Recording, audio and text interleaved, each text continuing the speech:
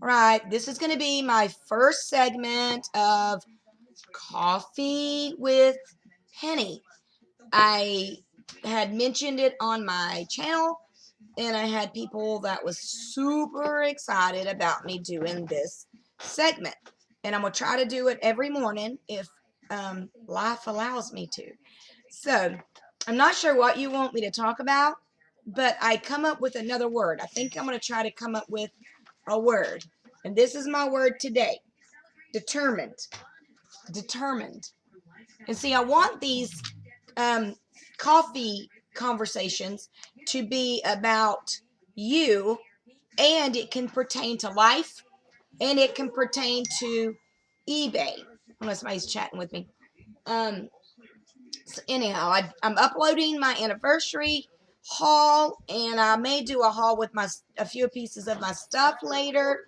But I wanted to come on here because I know you wanted me to do this in the morning because it's going to be coffee with Penny. So we're going to talk about this word right here. Okay? In anything in life, anything, you have to be determined. My husband and I have been married 28 years, and I will tell you that too many people are getting a divorce because they're not determined to stay together.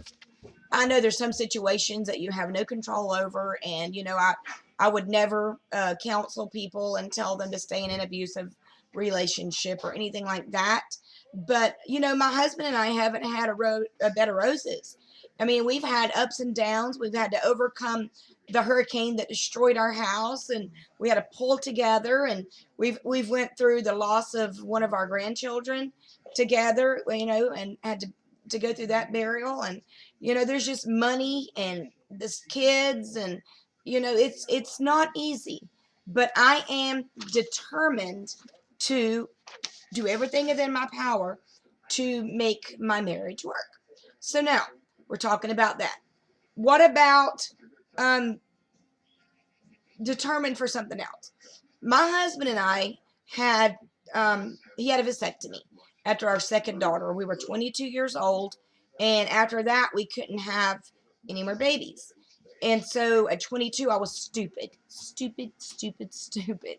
Don't ever get your tubes tied or a vasectomy at that young of an age. So after about a year, I started wanting another baby, and I was determined that I was not going to live life with an empty wound. I was going to do everything in my power to get um, pregnant again, to get another child. And I mean, I was super duper determined. And I believe that's where you can say you put work with your faith. In my heart, I knew I could not live with an empty wound. I could not live life. I'm like, God, I cannot do this. So I adopted my third daughter. The Lord just laid her in my lap, per se. And I lost her back and forth, but we ended up with her. She's 21 and she's moving back home this week. I am super excited. Going to be a firefighter, and she wants to save money for fire school. So I still wanted another baby. I was determined to be pregnant again. I had such a bad labor with my second daughter. That's why he had the vasectomy, that I almost died. I was determined to defeat labor. Call me crazy. I don't like things to defeat me. And so 10 years, or might have been, it was 10 years after I gave birth to my first one, I was determined. I cried, I prayed. I even started a group called Hannah's Prayer and chatted with ladies that had suffered from infertility and things like that. And after years of determination, my husband finally agreed to have it reversed. Well, $20,000-$30,000 to adopt another kid, or $20,000-$30,000 to have it reversed. And he told me, he said, if you can find a doctor that will do it, that we can afford, he said, then I'll go through with it. I mean, the night before he said that, I had cried all night. I mean, I purely shook with just, I don't know if you've been through that dark place in your life, where nothing makes you happy. You're going through the motions of life. And I knew I can't live like this anymore. So we started saving our money. It was $6,000. I found a doctor that would do it for $6,000. He had a friend that was going to do the epidural. And so I actually paid the guy that put him to sleep. I actually, not the epidural, I actually paid him in the lobby because he was his friend, and I didn't have to go through all the rigmarole. But anyhow, it was $6,000. Well, my husband at that time was only making $450 a payday, and we had 3 kids. So I knew there was no way possible that we could save, because that money went all to bills. So I took a dill pickle jar and I put on it baby fund.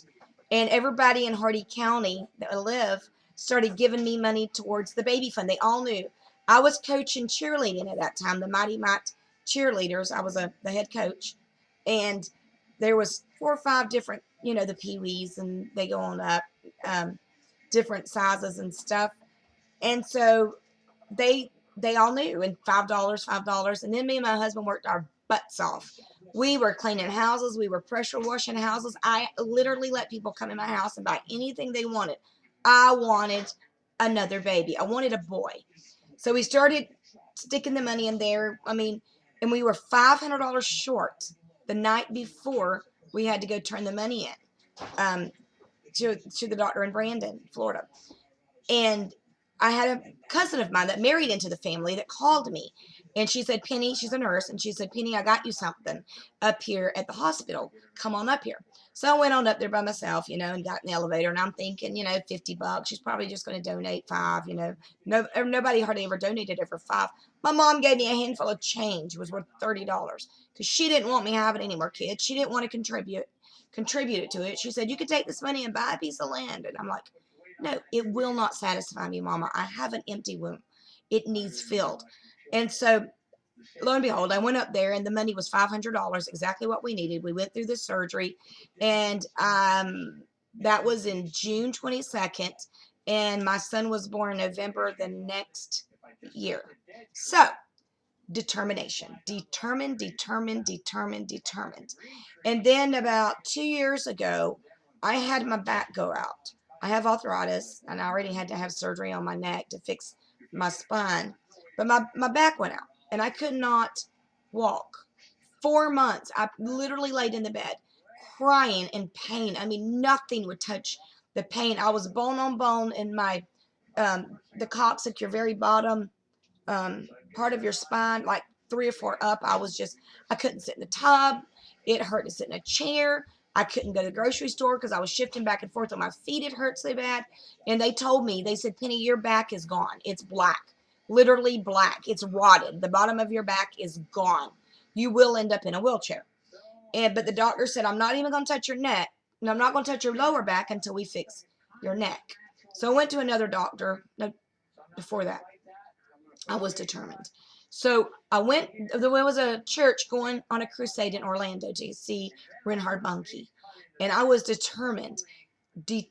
I wasn't living life like this. I laid on the floor on my back, and I cried out to God, and I said, God, don't leave me in this condition.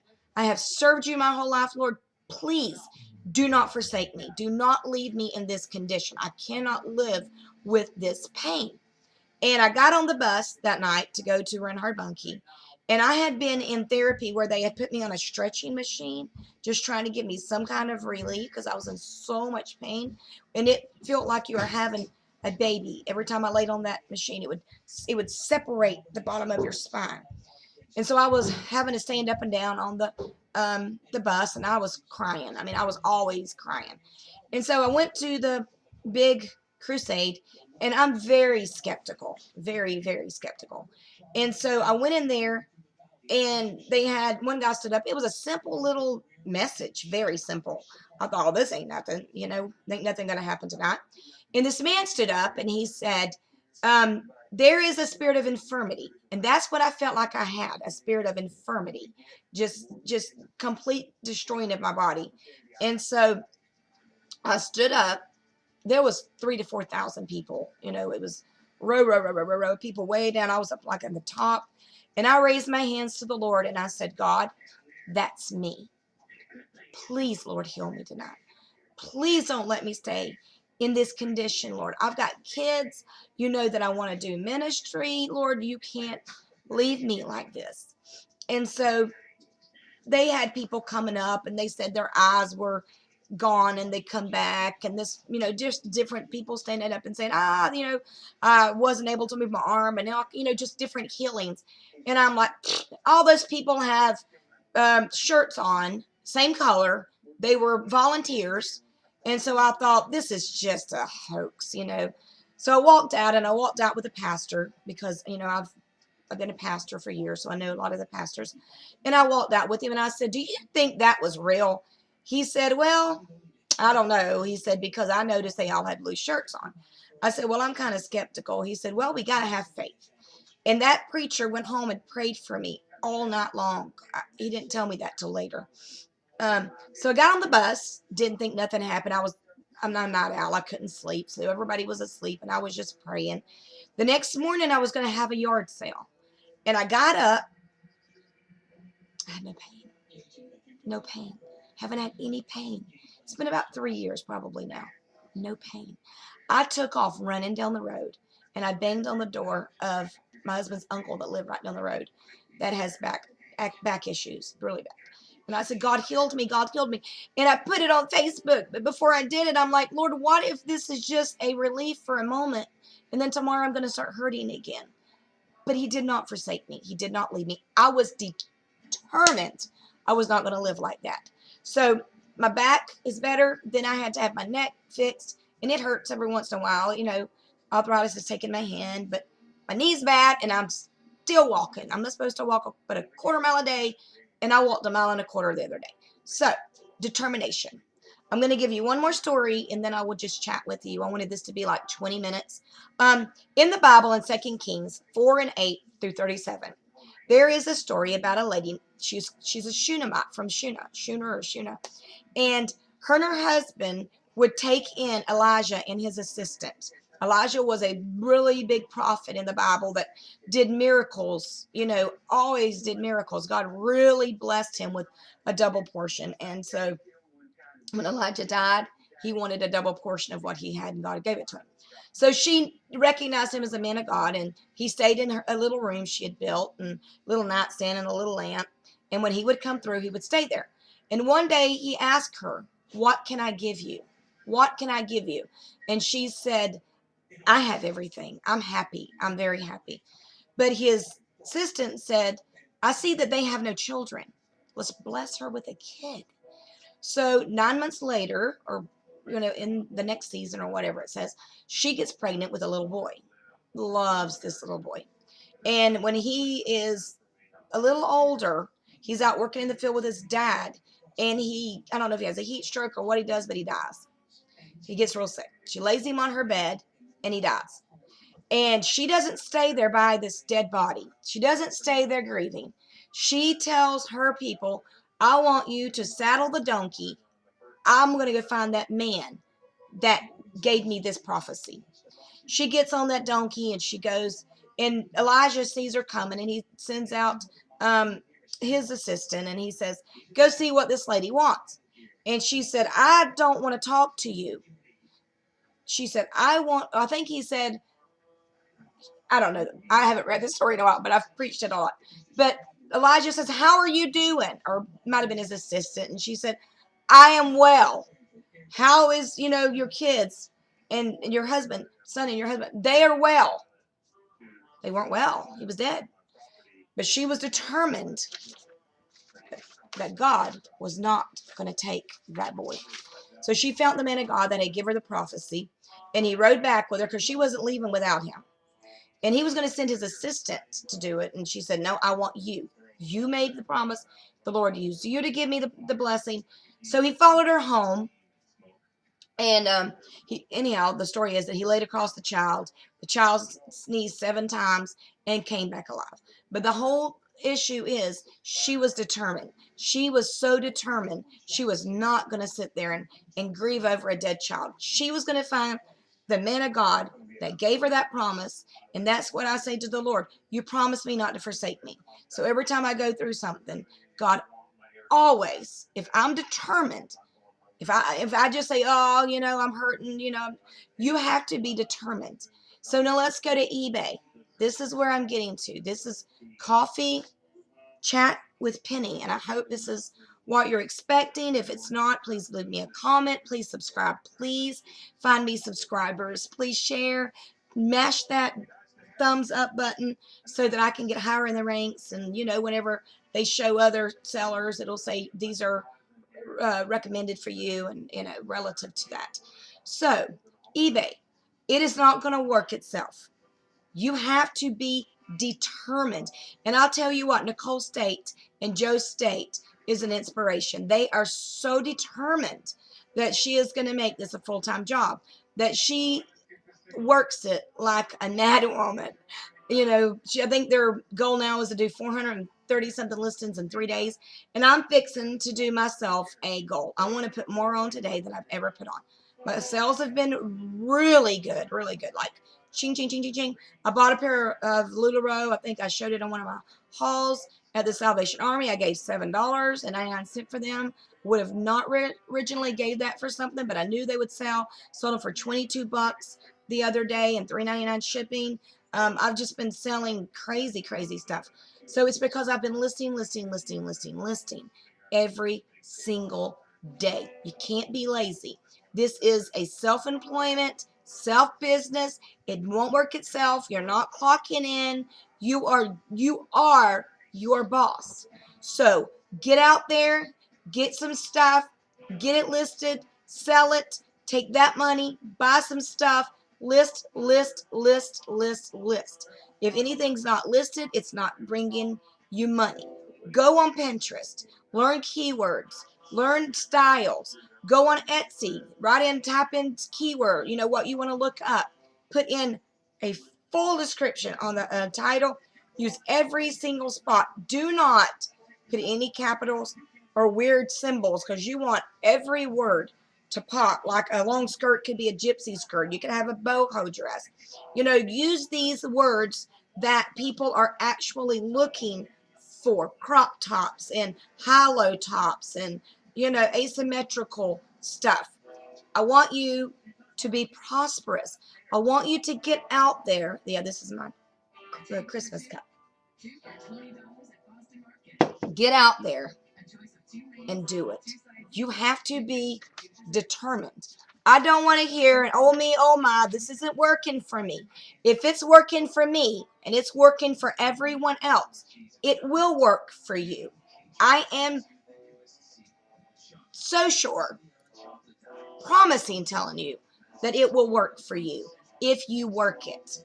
But you have to be determined every single day to get up and list. If you can't list the next day, then pay the 10 cents and schedule your listing for the next day. Get them products out, bring more products in, branch out. I went and got a few things that I'm going to branch out with today, some wooden hangers and stuff like that. And I'm starting a baby and maternity site, a whole different eBay site. Anyhow, I just want you to know that I think I've made almost $300 this week, and I've really honestly barely worked it because I homeschool and stuff. But I am determined that next month I'm going to double my sales. Double. And now I'm determined to lose weight, and so I'm watching what I eat. And I went to the doctor, and she gave me some medicine to help curb my appetite. If you're determined to lose weight, don't be sitting there eating burgers and fries and complaining that you're too big. You have got to get your head in the game, stay focused, put your head like flint, and be determined that you are going to prosper in whatever you set your mind to. You want that promotion? Speaking to somebody right now, you're wanting a promotion. Then you be determined that you're going to get that promotion. Somebody is wanting a baby, just like my story. Don't give up. And if you want to email me, I can give you some remedies that can help you get pregnant. I know that's crazy, but there was a cousin of ours because I searched everything. A cousin of ours that could not get pregnant. I mean, it had been like 3-4 years. They couldn't get pregnant. And I showed them exactly what I did. And that's just taking a Robitussin. And I think it is a baby aspirin. A baby aspirin, Robitussin. It works. I'm telling you now, women. You think I'm crazy? Be determined, because a positive mind is a powerful mind. And that's 20 minutes, and I'll try to do this every day. If this is not what you wanted, leave me a comment. Bye-bye. Love you. I'm so thankful for you. God bless, and get to listen.